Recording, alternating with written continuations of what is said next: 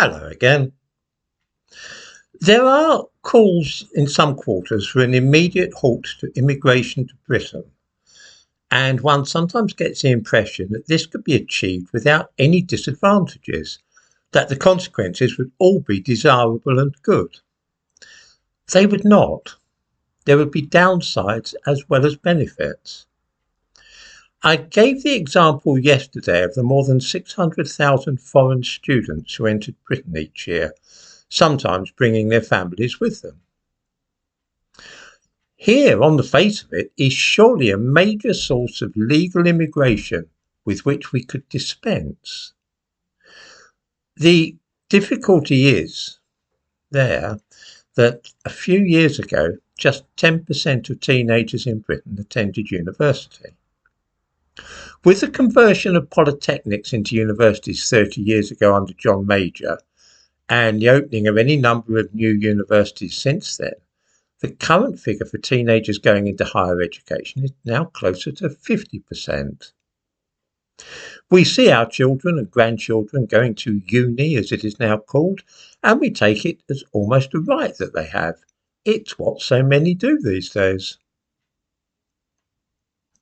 The expansion of universities in this way has only been possible because many of the newer ones get a large part of their funds from overseas students who pay the full amount in tuition fees, unlike our own family members who are heavily subsidised by the government.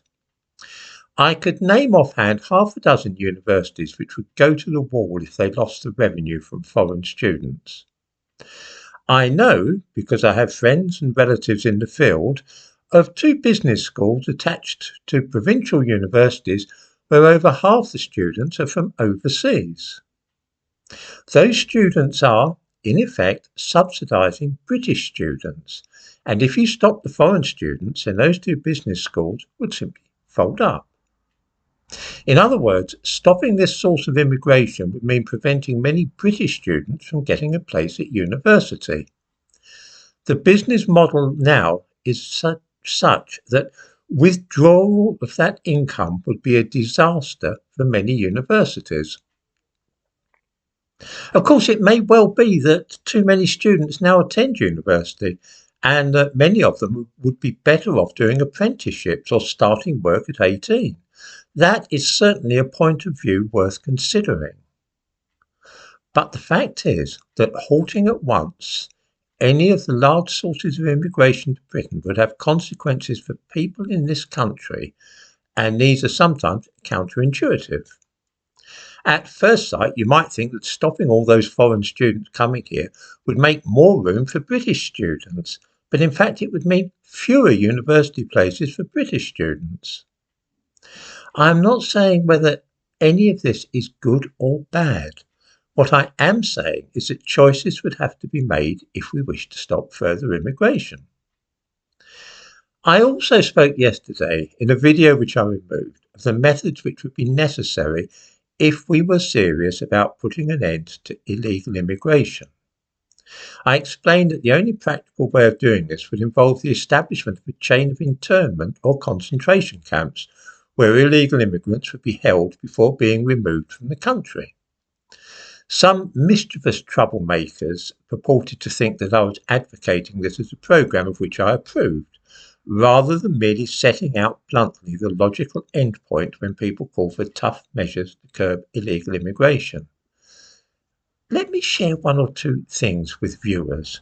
One of my books, this one in fact, it's called British Concentration Camps, A Brief History from 1900 to 1975, recounts in awful detail Britain's use of concentration camps in South Africa, Malaya, Kenya, Cyprus, Israel and Northern Ireland, to say nothing of the use of concentration camps in this country, in Britain, on the mainland, England.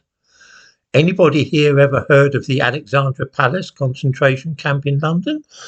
The Stratford concentration camp in East London? Of course they haven't. These terrible places were precisely what I was describing yesterday. This is one point. Another is that I have spent many years studying the Holocaust, and this led to my spending years and years living in Israel. Let me share with you one of my bookshelves.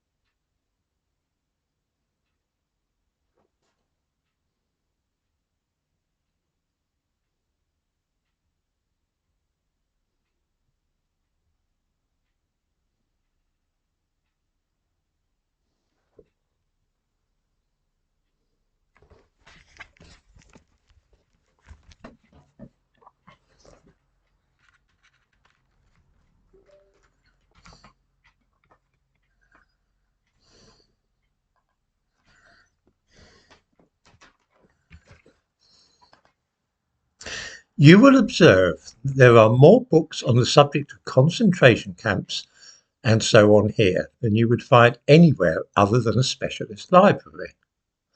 That's only one shelf, of course. There are many others on a similar theme. How likely, given this, do viewers think it is that I was speaking unequivocally in favour of abandoning our present liberal democracy and adopting a political system which had more in common with that of the Third Reich? What I was doing, just as with the business of foreign students, was pointing out what the results would be if we adopted a stern and ruthless policy towards refugees and asylum seekers. I was not urging the carrying out of such a programme, merely showing people what it would mean.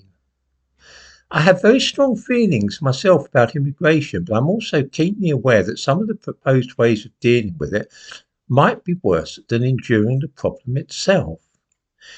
If we're going to have a free discussion on immigration, which is increasingly difficult these days, the very least that can be done is to confront what it would mean if we call for a halt on immigration.